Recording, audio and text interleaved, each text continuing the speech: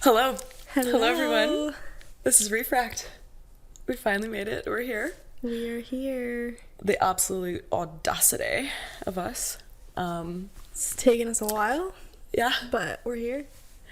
I don't think, I mean, a lot of people understand, but we didn't understand the technological aspect of setting all this up. If you could see our room right now, it's ridiculous. But we figured it out. Yeah, it took us a while. Yeah. So, I guess we should introduce ourselves. yeah. I'm Vanessa Blanco. I'm 23 years old. She wants world peace. Yeah. Jesus is my best friend. Gosh. Yeah. I'm Rebecca Catrambone. When we chose the name Refract, Vanessa didn't know what that meant. Yeah, I had no idea what that meant. And yeah. But I got chills when I heard it. Yeah. When I heard the meaning of it, I literally got chills. It's a good meaning. It's not a familiar word to a lot of people, which for some reason surprised me. I feel like it's a word that I've used randomly. It's a scientific term used in physics. It's to do with light and light being filtered through a certain medium and how the light changes when it enters and passes through the medium. So for us, we wanted to create a space where we spoke about all sorts of different perspectives, things that we've experienced, things that other people have experienced, and we wanted to bring those perspectives in, have this podcast be the medium for that. And when we talk about the perspectives, we wanted to apply scripture to it.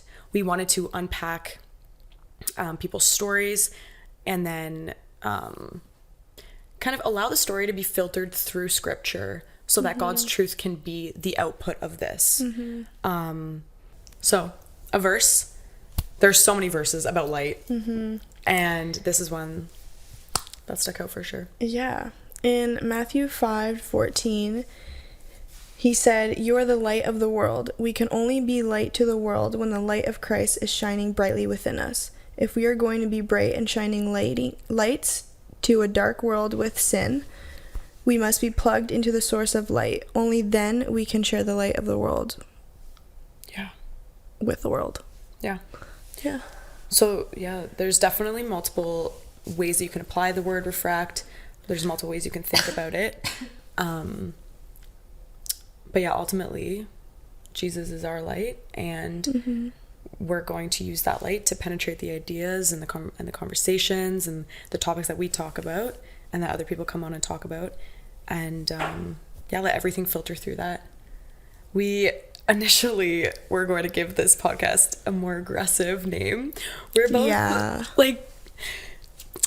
we are definitely aggressive people. And strong-minded, strong-willed, whatever you want to label it. Yeah. So we were battling through names. We were like, oh, we'll go with like hard truths. Yeah, we had a list of pretty intense ones. Yeah, like more like debate and like just kind of give you the truth and like kind of deal with it. Like, but then we realized that that's not the right. Yeah. That's not the right heart. That's not the right attitude. And we really did want to tone it down a bit, be a bit more gentle and welcoming and accepting. But we're still gonna have some hot topics. We're still gonna have some debates. Oh yeah. It's just definitely when you have a gift to talk, when you have a space to speak, you need to be able to control your tongue, right? Yeah. You can't just run your mouth. So that is something that at least I've been learning. Yeah. We'll still unpack what that means, because it's still kind of marinating in my mind. And it's hard to put in words. It's really hard to put in words and to understand it. Or we're just dumb. No. Yeah. But we'll explain it more as we go on. Yeah. But yeah, so our goals. So okay, this also intertwines with the stories that I'm going to tell you about myself, but a big thing about this podcast was having community, having people from the community come on here, share with us their stories. Kelowna is a very interesting place. That's where we're based in, Kelowna, British Columbia. And just from my own experience in the last few years, I've had a really hard time finding, I don't want to label Christian friends, religious friends, because it's not just that, but it's people who share the same desire for life, people who share the same lifestyle, people who share the same beliefs, same values. It's been a real struggle, and I came from a perspective of like judging people who were outside of the perspective that I have on life, and just being like, wow, these people are trash. Not well, just being like mad. And I one of my goals is to have this space, instead of like being judgmental towards people who share a different perspective, being open to that, and being open to like where they come from and why they think that, and like, yeah, just their life story. Yeah, and also just to like ask the hard questions. We're gonna have big sections on politics and just the state of the economy. Yeah, and I think we just talk about the political state. I love talking about it. This is so crazy. That was a Jane Smith reference, if no one got that. But yeah, we want to talk about politics, religion, relationships, friendships. Yeah. We also just want to build a very comfortable environment for people to want to talk about hard topics. Yeah. Like, we want to have guests. We want to... Yeah. Like, ask me the weirdest things. Like, let's just put it all out in the open. Yeah. Everything out in the open. Yeah. And... Well, not everything. Well, you know what I mean. Let it all hang And, like, out. also, I don't want to be naive and ignorant. Like, I also want to understand other people's opinions, too. Do you know what I mean? 100%. Like, I don't want to be like, you have to have this opinion. Even though you do. Yes. No. But I don't want to put it out there like that. Like, I don't want to be pushy in that way. I think this, obviously we're on our own journey, like individually, but also together. And sometimes this may just sound like a stream of consciousness. Like what we're talking about is literally just what we're processing out loud and what we're processing in our life. But we want to use that to bring the love of God and bring the grace of God. And, well, not bring it, it's already here, but to show it and give it opportunity to be shown. So, yeah. Anything else? Goals. I guess how we decided to do this. Like, how did How did this happen? Where did it all begin? What's going on? Who am I? I don't know. Who's she? I don't know. Okay, so even though, we've known each other since 2018. Yeah, 2018. 2018, which is how many years? 5. Going on 6 years. And I vividly remember the moment I met you too. I do too. I have the moment written down because I remember what I was feeling. I remember our conversation. You were so girly. Oh, I remember the whole thing. Yeah. Yeah. Some people say it's meant to be. Sorry, whatever. But, okay, so we met at Keats Camp, British Columbia. If you know it, you know it. What do you have to say? So I remember your first day. You came into my cabin. I haven't heard this either. Okay, go. Yeah, you came into my cabin, and you were just so outgoing. Like, hey guys, I'm Rebecca. Like, you were so outgoing. Hated or love it. And no, I loved it. And I was like, oh my gosh, who is this girl? Like, really? And I don't know, we just like clicked like immediately. We just started talking, like getting to know each other. You were telling me where you're from, and like, I'm pretty sure the second day of us knowing each other, we started sharing our our life. Like, we literally clicked immediately. Yeah. And it's a rare thing. I don't experience that all the time. The feeling was like, I was like, oh, she's like gonna be a long time friend for sure. Yeah. And we clicked from like small things. Like, we both had Invisalign at the time. Oh my gosh. So you guys, I still have Invisalign. My dentist, don't go to my dentist. I'm sorry, sir, I won't out you, but yeah, we just and it was just like we had the same family struggles at the time, and yeah, we just kept in touch, and yeah, even after camp we just still kept in touch. You came to visit like a year after, maybe. Yeah. Oh my gosh, was it a year? Yeah, it was a year after that you came to visit. Yeah. Wait, can I tell you? Can I say my Yeah, impression go of you? ahead. I won't like tell my story, but No, yeah, go ahead. so my impression of Vanessa. So I came to this camp randomly. I was 17. My mom was like, Beck, you have to do something. Like, you can't just sit at home all summer. And I was like, whatever. And then my neighbor was the camp director at this camp. Very ironic, very small world. And my mom was like, just go to this camp. Sam. Okay, I can say her name. Sam works there. She's the director. Call her. So I did. And I was like, all right, well, you know what? This is going to be crazy. I'm going to go to this camp and I'm going to be a counselor for free and work there. So I arrived there completely alone, not knowing a soul except for Sam. And then meeting Vanessa. So the appearance just very much stuck out for me. Like, so she's Latina, but she's from California.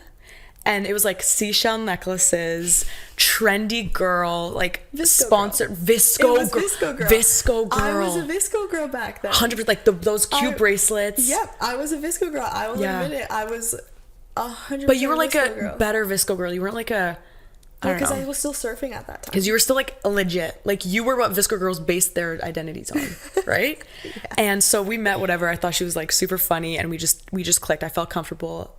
I could like talk to her. Yeah. And this one, I just want to tell this one specific moment is when, even like to this day, my toenails just like are never super snatched. Like I just have chipped. I think I remember this. Yeah.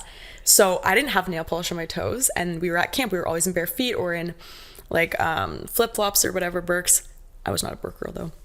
And Vanessa one day just goes, can I paint your toenails? And in my head, I was like self-conscious about it. I was like, I know I need to do it, but like I'm at camp, like whatever. So she just like paints them. She's like, wow, see, but don't they look so much better? Oh my gosh. And I literally was like thankful. I was like, oh my God, like this girl's a real one. But like I also know that she's just taking care of me because my feet are so ugly. But no, I didn't even think that. I don't even remember what my brain process was back then, but I definitely didn't there's like, damn, this girl needs help. That your toes were ugly. I think I just wanted to paint your toes. I think I even offered to hold your Invisalign. Like, yeah, I know. So, all right, prior to everything we just talked about, I'm going to share a little bit about myself. So, I come from a family that is Christian. You could say I was born Christian, just out of the womb. I have 3 brothers, 1 older, 2 younger, and my 2 lovely parents who are still married, and I adore them, and they're my role models. I hated them for a while. No, I respect them a lot now. We're close. We're good. We're on good terms. But yeah, they're my role models for literally everything now. I'm so thankful. But okay, so I grew up going to a private Christian school. And for some people thinking about that, they're like, ew, that must have been like uniforms and so much structure. And when people think of like private religious schools, it seems like a bad thing. But it was the most amazing experience. During it, I loved it. There obviously there were struggles, but I am so thankful that my parents sent me to this school. I remember during elementary school telling other kids that I went to this little tiny Christian school and being embarrassed to say it. And they just be like, oh, really? Like, wow. And I felt so out of touch with the popular kids or like the popular crew because I was just this like goody two-shoes Christian girl. Like, I don't even know if I should share this. It's just funny. Anyways, so I also then went to a private high school, Christian high school, for another 2 years. And then in grade 11, I switched to a public school. So the high school. So went there, great, blah, blah, blah, whatever. During this whole time, we were going to a Pentecostal church also in the hometown. And everything I did was so stereotypical. Like looking back in my life, I was this ideal, by the book, perfectionist, just Christian girl. And, you know, part of youth group and all like the theater productions at church, nursery, kids camp, summer camp, you name it. Like I was in it and I was like, so I'd say somewhat of like a leader in that. But then anyone who's like been born Christian can probably relate to this being like, okay, there comes a point when you can't have that faith be just, no, okay. You question your faith. You say, I don't want this faith to be something of my parents. I don't understand even why I believe these things. Like I came to a point, I guess, whatever you can call it, rebellion or whatever, however you want to label it. But I came to a point where I was like, what am I doing? Why do I actually believe these things? How deep is this in me? And so that's when I kind of started to ask these questions. So something that has been a huge part of my life and something that now translates into this podcast is that since I was a little girl, I was always asking my parents these crazy critical questions, always asking why, always asking the intention of things. And I remember so many times just staying up late as a little girl. My parents would tell you this, that I would just ask these deep questions and my parents would be like, why are you asking this?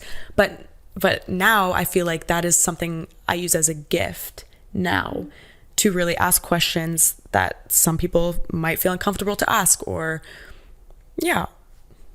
just think deeper about things. So I was questioning intentions of Christianity. I didn't understand why I believed that. A huge like motivation for me asking these questions is that I had this like deep desire to be genuine in my faith. I didn't want it to be fake, and I started to worry that I was doing these things and not really, my heart like wasn't in it, you know.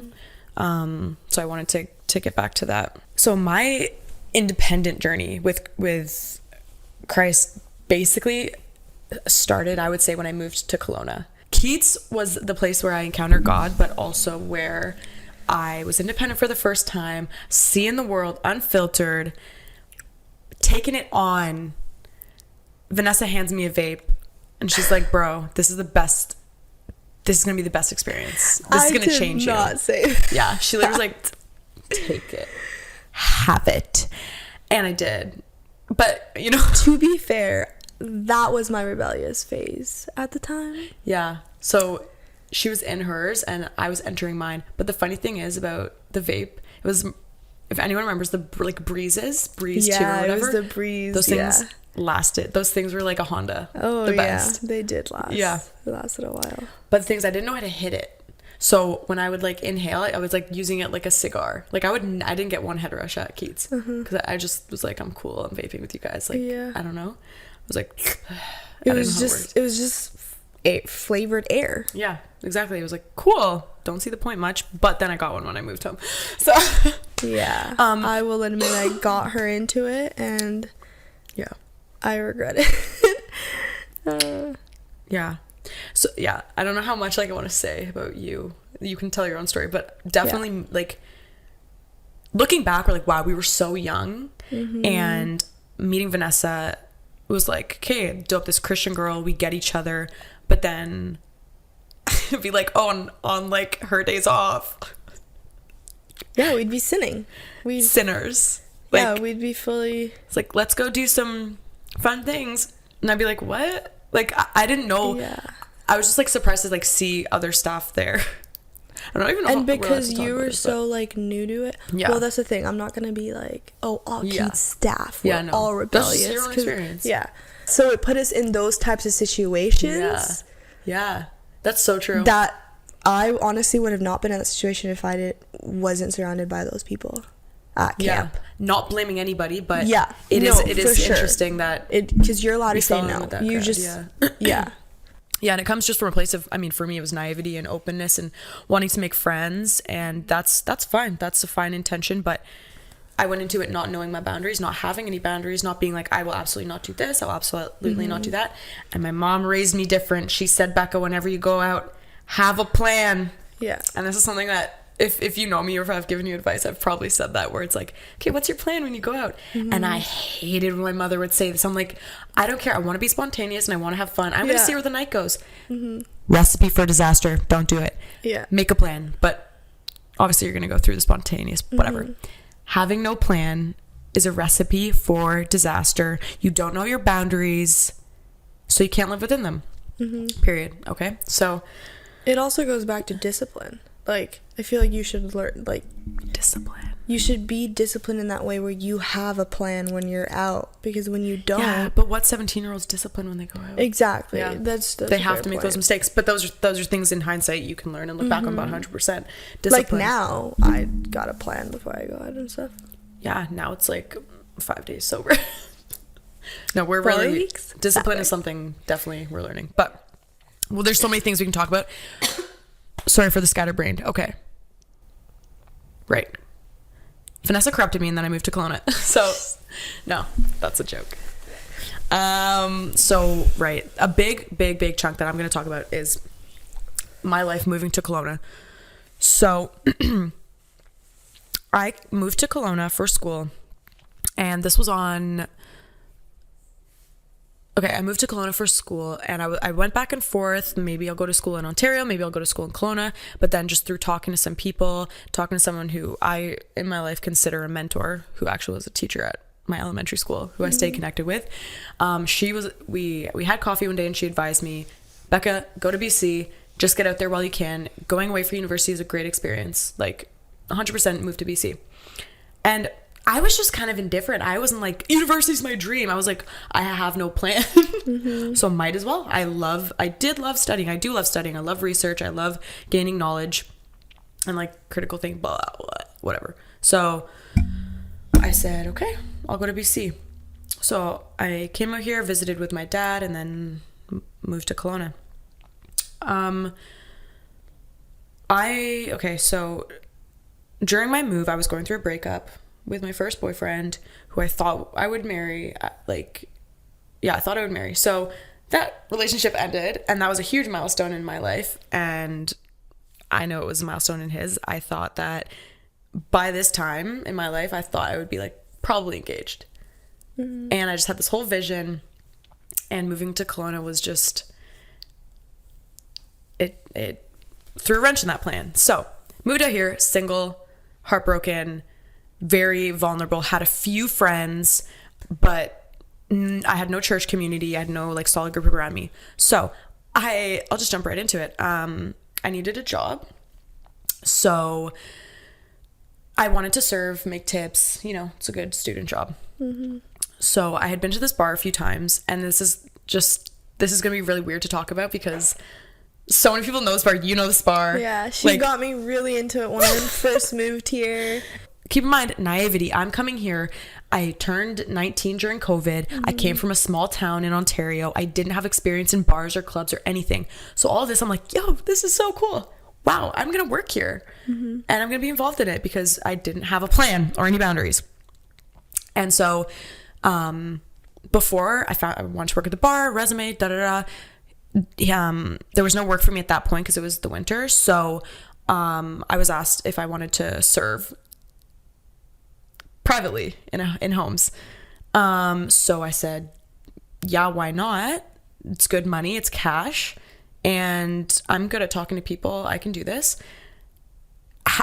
I remember telling my mom about this, and she was so worried. My dad was so worried. They would wait up for me. I would get home at like 3 a.m.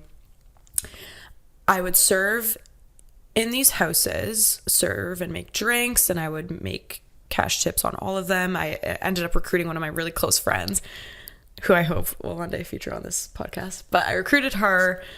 What did you think when I was doing this? Because you were in your party phase a little bit. So actually, when I moved here, because I was actually supposed to move the year Becca moved. Right, to Kelowna. Yeah, to Kelowna. Yeah. But when I moved here, I was in my I was over partying, I was over drinking, I was in my why would you wear makeup era? I was not. Oh, you're over partying. Yeah. Oh, done with it, not over partying, not partying too much, but no. Okay. Yeah, I was so over that phase, and I wasn't drinking. I wasn't. Why would you wear makeup? Yeah, I was becoming that person that was makeup is a sin. Yeah.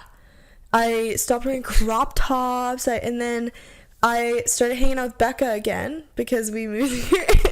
So that's what the corruption circle. That's what I'm saying. That's why it's funny. It was me? Yeah. So that's what I'm saying. It was a social environment, but it did start with you because you invited me to social. But that's what I'm saying. It's funny and ironic. Yeah. That's how it started because I was going through my rebellions. What more? What else do we do? Okay, yeah, and it's the environment that it was surrounded by men that have a lot of money and they just kind of just want to throw it out and whatnot. But so I wasn't judging you for it. I was just kind of like just take care of yourself, really. But you did try to tell me to do it. So I tried to get you to work the private events with me. Yes. Okay. You tried to get me to work at those private events. And I remember I would talk to Matt about it, and he'd be like... I know, I do remember that. He'd be like, no, don't do it. And I was like going to do it, but he kept telling me like, don't do it. Because at the time I also didn't know what it meant, what it was. Yeah. You made it seem like it was like this, like, oh, it's fun, it's chill, like it's genuinely that's what I thought. And then you told me stories about it. I was like honey, this ain't chill. Yeah, but I was actually, because I didn't know what it was until you told me, until after you finished doing it. Right. So I didn't really know. Really. Right. And then I just you kind told of went me, MIA while I was doing all that. yeah, you did. Yeah, you did. We didn't hang out for a few months. I was nocturnal because I was awake at night. And yeah, for a few months, and then you would message me, and I like, hey, come out. Yeah. But yeah, no. So I honestly didn't really think much of it until you told me that. I was like, oh my gosh, why would you do that? Why would you put yourself in those types of situations where you feel that way? It's so easy to go in a situation where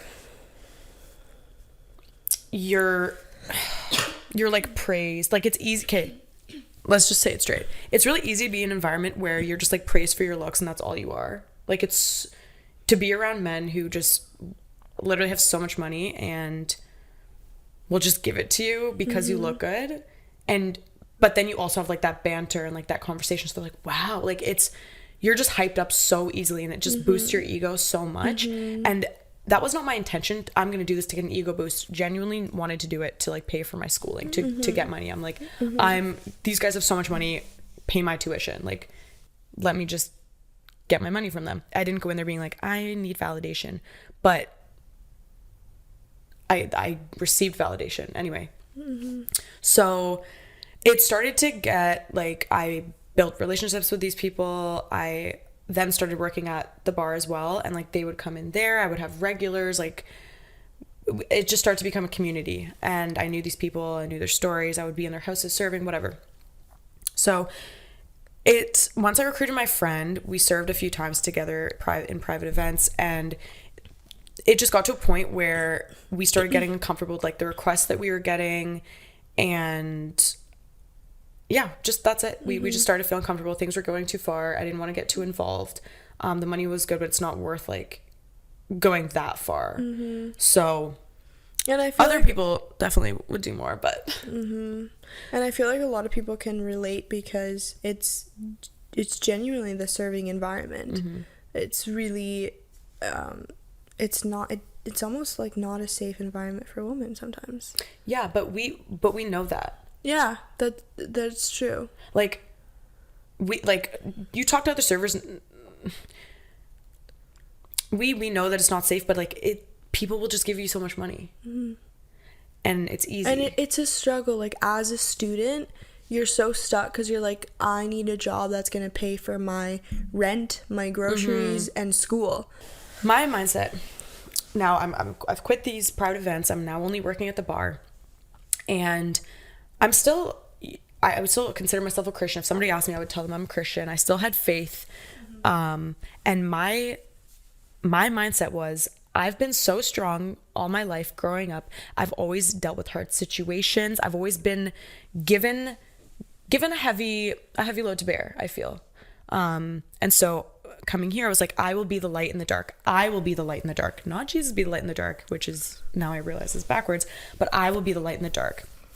I will go in there with noble intentions and like not necessarily evangelize these people, but just like show them an alternate view of life.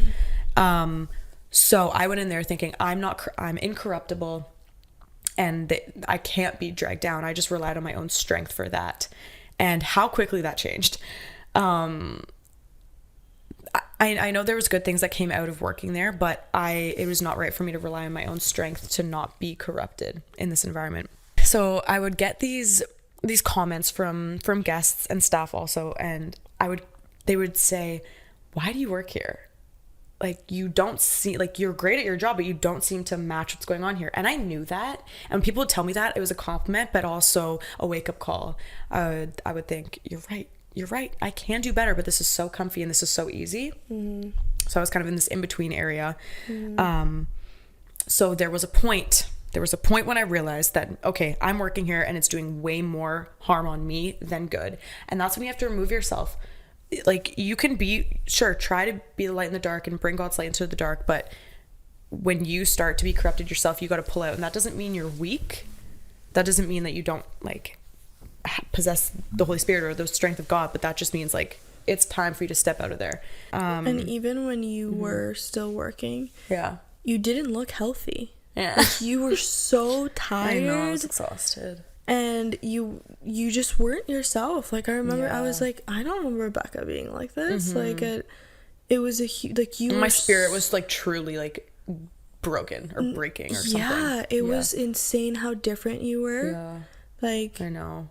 I got that from a lot of people. Like, when I went home to visit to Ontario, my best friend, Leah, she told me later, actually more recently when we spoke, she was like, you were so not yourself. You were not yourself. Yeah.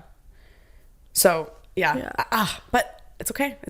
It happens. It happens. And I remember the moment that you told me that I quit. That you quit. Yeah. You had this glow on your face and you looked so healthy. You're like, I'm like, what happened? You're like, I got sleep. Yeah.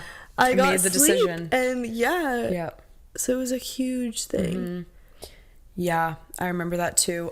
It was like incredibly hard to leave that environment. That was my first group of friends. I'm still friends with them to this day. They're gonna watch this, and I mean, some of them know, but it's fine. Still friends with them, but keep my distance a little bit just because I have to have my own boundaries now, and I've learned that. So I quit. I knew it was the right decision. I was out of a job for a while until I found a new one. Now I work with teenagers. Now we work for the same organization, which is also so crazy. I know. Why are leave me alone? No, I'm just kidding. I'm basically following you. But work for the same organization. I am still serving, but I serve at I don't serve at like a crazy nightclubby bar anymore. So definitely like a healthier position. Okay, so there are 2 points that have rung true and stayed true throughout my life and throughout my experience in Kelowna. And number 1 is based upon a scripture in Romans 7, and Romans 7 verse 15. For what I want to do, I do not do, but what I hate, I do. So this is the internal struggle. And I've always dealt with them. Like, I know the right way. I know how to be a good Christian. I know what is expected of me. So why don't I do that? Why do I make the wrong decision? Why do I live in environments that contradict what I really believe? So that was one thing. And then the other thing that God has clearly told me, and it's this thing just that I always come back to now, and it is, you've probably heard me say it, what God is doing in me, he will do through me. So what God has done in me, he will do through me. So when I can't understand why I'm going through these things, why I'm going through these hardships, and why I'm not doing what I know I need to do, God is still in those moments, and God is using those moments for good. And again, that's something that I want to like bring full circle around to this podcast, where we can see where God has come into our stories and he has turned these hard things for good, and we can just revel in that and like appreciate God's grace in these situations. So I guess I'll wrap up my thing. Currently I am learning that I am not incorruptible. I am sinful and I do fail. And those sound like so obvious, like duh. Like, you're a human, you're gonna mess up. But to really accept that and to know that because you've experienced it is such a different thing. So knowing that I'm going to sin and accepting God's grace and forgiveness and forgiving myself is what has been healing me from these things, and being able to forgive myself for not doing what I know that I'm expected to do. You cannot go to the depths, you cannot go into the dark without the Holy Spirit guiding you, because you will fail. We can't rely on ourselves as humans. We need God and we need the Holy Spirit. And that is the place that I'm at now. Just because you can call yourself religious and I say this all the time as well. Just because you wash your hands, it doesn't make you clean. Just because you think these things or you know things about God or about Christianity, that doesn't save you.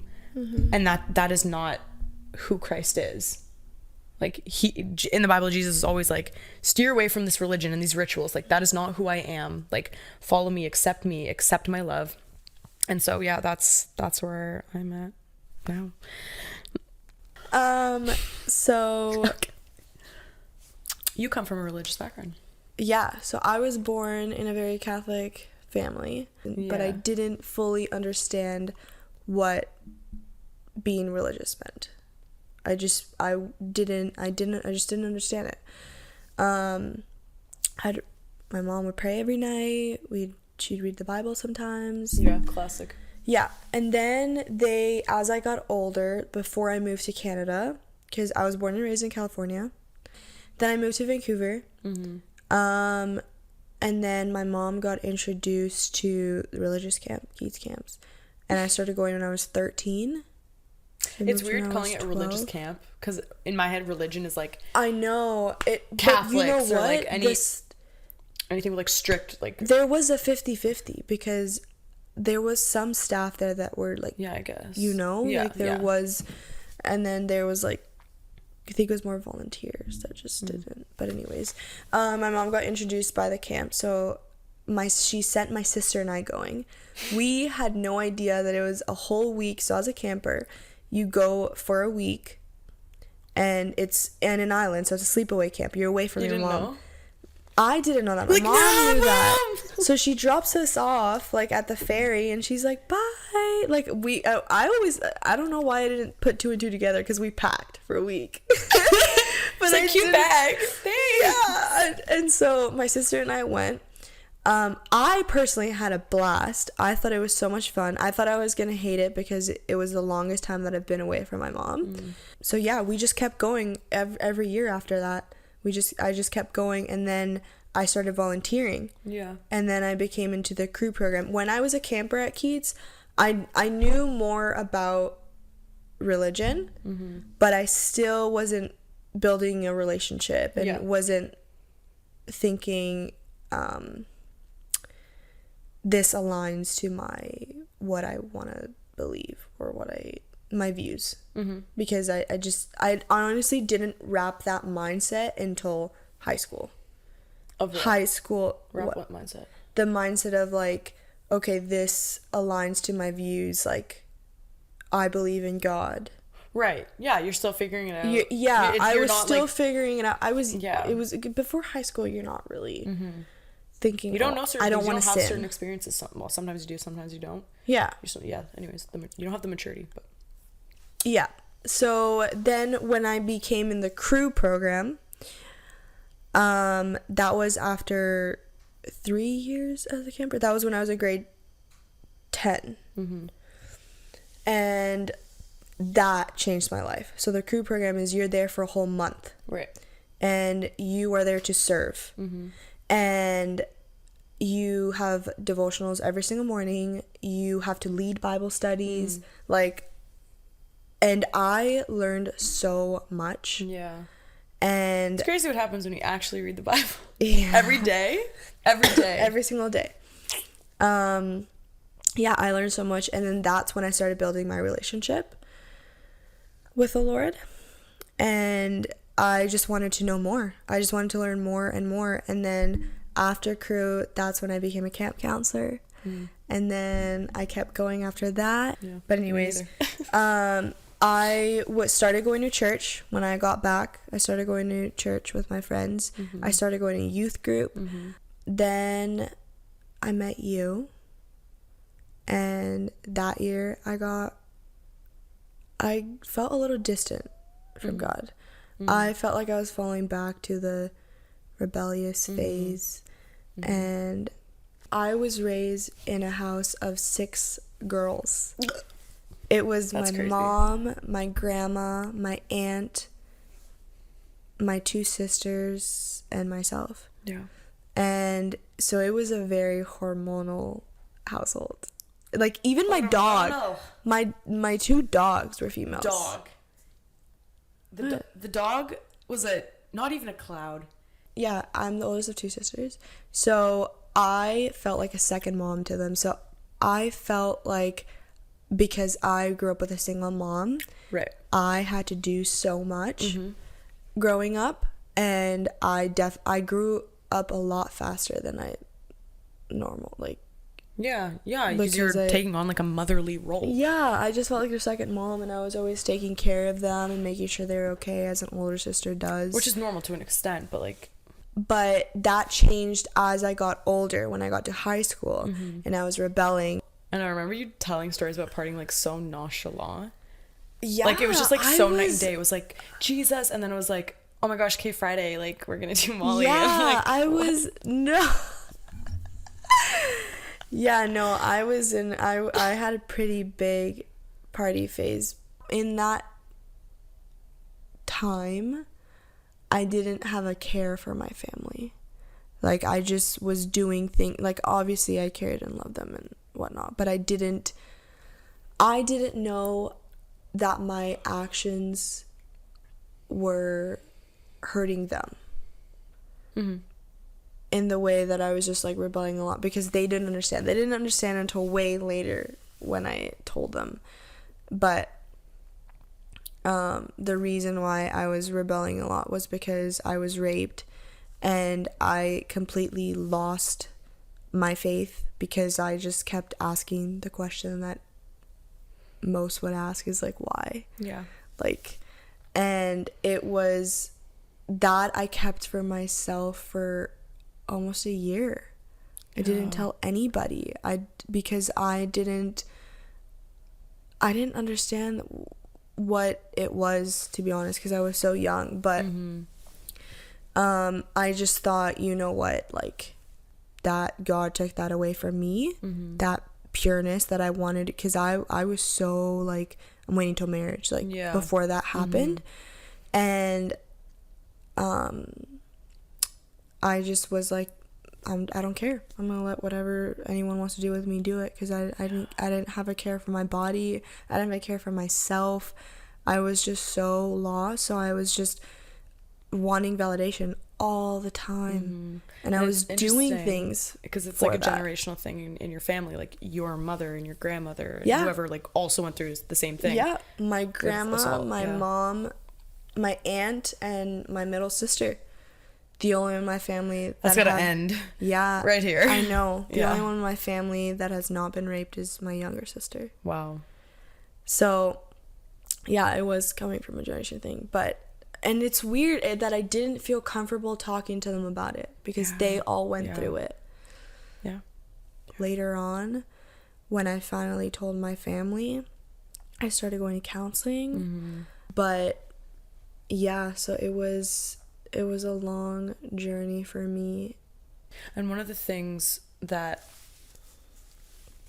if I can interject, I don't want to like stop your thing, but one of the things that has rung true, probably for you, same for me, is that God will give you like these little nudges in the right direction. But as strong-willed people who trust themselves and don't necessarily trust God, we rely on ourselves to make decisions, and we don't pay attention to what God's saying.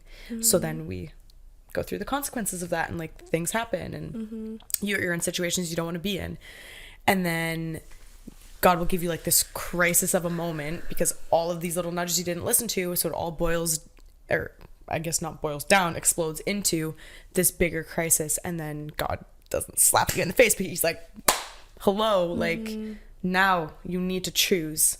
I love you, and I'm trying to help you, and I'm trying to literally just love you, and I don't want you to have to suffer from these consequences. So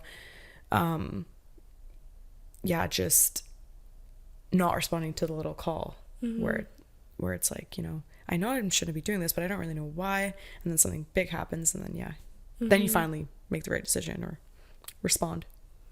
But, and I didn't like realize I was putting myself in those terrible situations, and I didn't know that it was affecting me till I got older.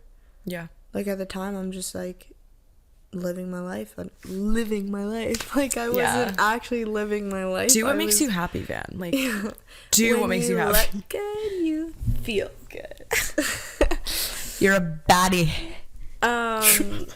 But yeah, and then and just going to youth group, and then after becoming a youth leader really, really changed me in the way that I just kept getting that craving of, I want to grow in my faith. Like, it's just a feeling that I was just like, so in order for me to do that, like, I need to realize that putting myself in these types of situations isn't going to help me grow in my faith. Right. Because it's like, faith journey has been a roller coaster. For some reason, I don't know why it kept coming in my head, but Kelowna kept coming in my head for a getaway. So I ended up going to Kelowna for a weekend. That was 3 years ago, and I came to Kelowna for the first time. And little did I know that I was going to be so in love with it. Like, the community, paradise. It felt more like home to me than Vancouver did. And I remember going on the hike, Bear Creek. I don't know if you've been on the west side. So beautiful. And I got to the top, and I was actually with Matt. I got to the top, and the view was the most beautiful view that I've ever seen. It was so beautiful. And in that moment, I was like, I'm going to live here. I'm going to move here one day. And then I did. 2 years later, I moved there. Yeah. Moved here to Kelowna, and I don't regret it. And it was a huge, huge chapter for me, like moving away from my family and living on my own. Like, I have learned so much living on my own. Yeah. And I feel like I've grown so much being here. And Becca introduced me to a church here, which has been great. And live free, baby. Yeah. And it was scary because I moved here not knowing anybody except you. Yeah. And again, just the same journeys. Like, I also came here knowing no one. Yeah. So it was a huge, it was a challenge, like, definitely. But I've made some amazing friends that support me through everything. And have you?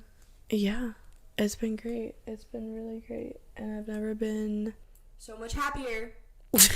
I've never been happier. So much happier.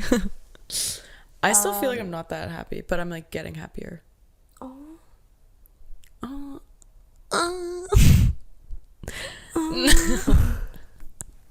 It's bad girls. Yeah. I genuinely feel like this is where God wants me. Yeah. Because it just feels right, and I've grown so much, and I've grown so much in my faith. And like you said, this is where I started growing my faith, like, independently, without anybody around me reminding me devotionals, don't sin. There's nothing that's good. That's fellowship, and it is good. But when you grow up used to being in the faith of whatever, it's such a common thing. And I think I might go as far to say it's necessary to go out on your own and choose that.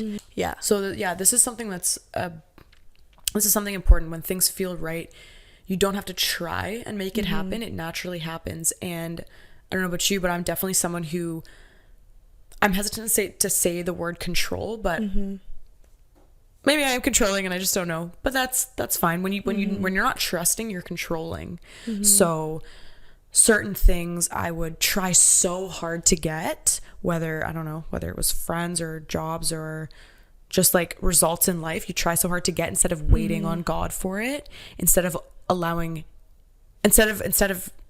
trusting his plan and trusting his guidance. You're like, well, I'm just going to trust my feelings. This feeling natural, moving to Kelowna, starting our podcast, just having the friends that we do, it just happens.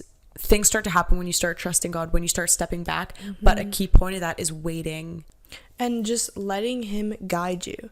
Because one thing, but it sounds so easy, but it's like, not let God guide you. What does that even mean? It's not easy, because there's a difference between feeling the right feeling and wanting to feel that feeling, so you force it on. You feel like, oh right, you no, convince yourself. you convince yourself to it, right, and you start looking for things that just add up, like, oh, this is you get confused. You really convince yourself that that's where you need to be.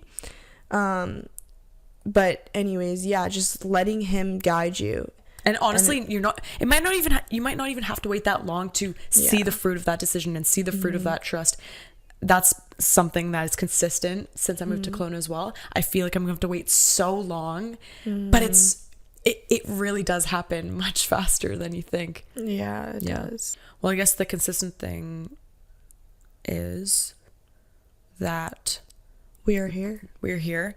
Both have grown up in some sort of faith, some sort of religion, whatever we're practicing with our families, and stepping out, becoming independent from our families has given us an opportunity to question those foundations and those roots, and to ask, why are we doing this? Which ultimately